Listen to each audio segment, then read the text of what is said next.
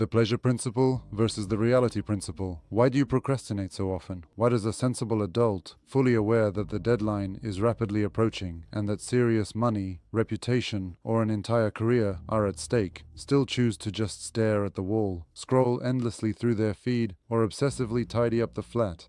You'll probably describe it as laziness, and modern medicine tends to supply you with terms like burnout and dopamine crashes. But let's set these gentler excuses aside for the moment. Sigmund Freud uncovered this underlying mechanism much more deeply. Your procrastination isn't some kind of system malfunction, it's its own default state. Right now, your mind is being pulled apart in a civil war between the pleasure principle and the reality principle. And if you can't bring yourself to actually sit down and get to work, then you've simply lost this war to an infantile baby who's quietly in control of your brain. Today, we'll go through 4 real reasons for this paralysis and find out how to finally make your brain work towards long-term success rather than only a momentary high. Reason 1. The complete dominance of the pleasure principle. Reason 1. This is your psyche's more animalistic drive towards an immediate, instant relief from tension. Freud discovered that a baby is born with one single, basic program, the pleasure principle. Its ID, its primitive subconscious mind, seeks pleasure, food, and rest right here, right now. A baby is physically incapable of enduring hardship, waiting patiently, or planning ahead. When you grow up, this animal part doesn't simply disappear. Your subconscious couldn't care less about your million-pound goals, mortgages, and plans for the future. It sees a complex task that requires mental effort and causes discomfort, and immediately switches on an ancient defense mechanism, demanding immediate pleasure to drown out the stress. You pick up your phone and get a quick, cheap hit of dopamine from social media. Your procrastination isn't simple laziness. It's a rebellion from your inner baby, screaming away in your subconscious, demanding pleasure right this moment and ignoring what might happen tomorrow. The second reason is a fear of the reality principle. The second reason is your mental cowardice when facing the real world. As you grow up, a healthy psyche must gradually develop the reality principle within itself. This is your ego's ability to temporarily endure discomfort, boredom, and lack, so that in the future you can gain a much greater benefit. This is the foundation of discipline. A real adult understands that building a business often takes months, working hard for a long time without profit. To get a strong body, you need to push yourself to the bone in the gym. However, if your ego is rather weak, the reality principle is perceived by your psyche as a mortal threat.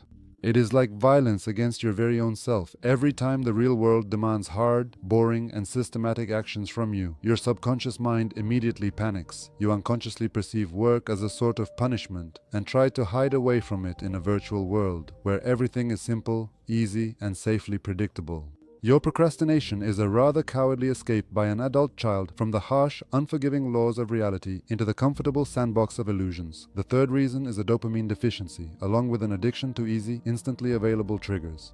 The third reason is a chemical and psychological deficit that you have knowingly driven yourself into. The modern world has, in many ways, turned into a kind of conveyor belt for the constant, free production of instant, cheap pleasure. Computer games, an endless feed of short videos, fast food, pornography, all of this thoroughly floods your brain with tons of dopamine in a tiny fraction of a second, without requiring any genuinely meaningful achievements from you. Freud wrote that the psyche nearly always takes the path of least resistance. Your brain is, in many respects, a lazy machine. Why would it choose to expend a colossal amount of energy on writing a truly complex report, creating a serious project, or learning a new language when the reward will only arrive in 6 months' time, if you can simply open your phone right now and get an immediate dose of pleasure?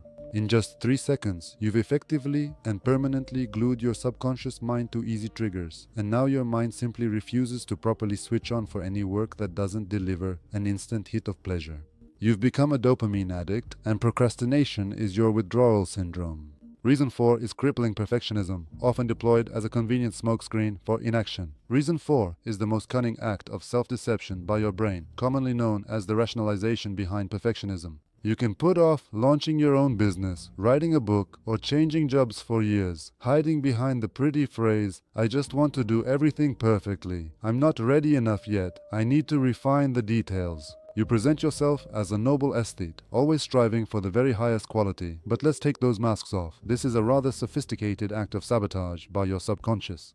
Your despotic superego has painted an unattainable, perfect image of the outcome in your mind, and you are panic-stricken at the thought of facing reality, where your work may turn out to be imperfect and those around you may criticize you.